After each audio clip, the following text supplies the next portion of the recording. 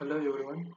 Today I'm going to explain how to solve MySQL error. Like you can see this one. MySQL problem detected port 3306 in use by unable to open the process. When I start Apache it will work. When I start MySQL it shows an error. Wait, you can see this error. MySQL shutdown unexpectedly. This may due to blocked code, missing dependency, improper privileges, a crash, or a shutdown by another method. Press the logs button. You can see that under forms. You can see this error.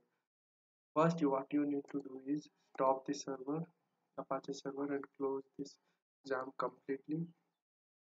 And come back here. Right click, open Task Manager.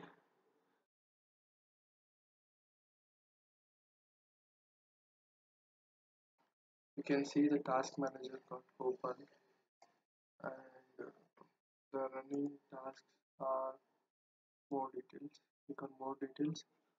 You can see that a running task, and you can see that there are some servers are running. You can see example also running there.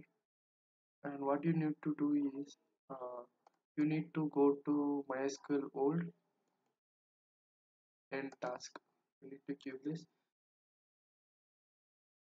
and it will simply then close this taskbar. Open exam from the beginning,